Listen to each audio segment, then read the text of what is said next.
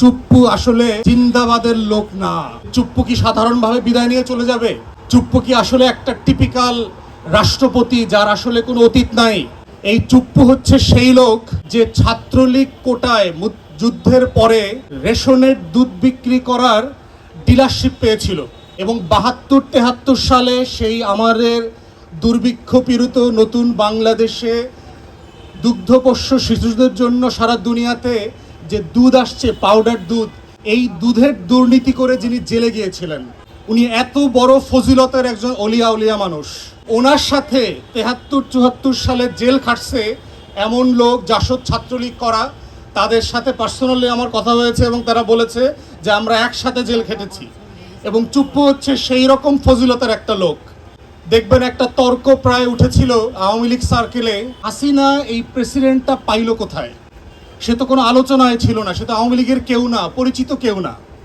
এখন এখানেই হচ্ছে আমিরুল ইবলিস শেখ হাসিনার মাহাত্ম্য। যিনি ইবলিসের আমির, তিনি তো আসলে বোঝেন যে কাকে আসলে প্রেসিডেন্ট বানাইতে হবে। কারণ যদি শয়তান না চেনে, ওর তো নেংটি ধরে টান দিতে পারবে না, কারণ সে তাকে তো বিপদে ফেলবে। তো এই জন্য হচ্ছে এইরকম একটা টাউট ক্রিমিনালকে, চুপ্পু নামক এই লোকটাকে রাষ্ট্রপতি বানাতে হয়েছে। তারপরে দেখেন তিনি বিচারক ছিলেন, জাজ ছিলেন, তার সাথে চাকরি করেছে। সকল জাজরা আমাদেরকে বলেছে সে খুবই দুর্নীতিবাজ বিচারক হিসাবে জাজদের মহলে পরিচিত ছিল। তারপরে তিনি কমিশনার হলেন দুদকের কমিশনার হওয়ার পরে আমাকে লোকজন বলেছে চুপ্পুকে বস্তা ভরে টাকা দিয়ে আসছে। এরকম লোক আমাকে বলছে যে আমি নিজে বস্তা ভরে চুপ্পুকে টাকা দিয়ে আসছি দুদকের কমিশনার থাকা অবস্থায়।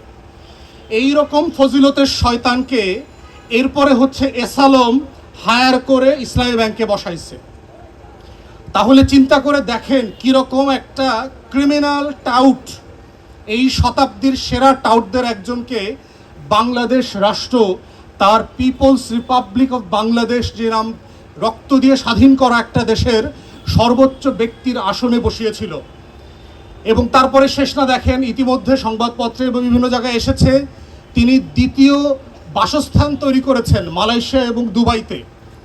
তার দুবাইয়ের যে পার্মানেন্ট রেসিডেন্সি কার্ড সেটা পর্যন্ত অনলাইনে চলে আসছে।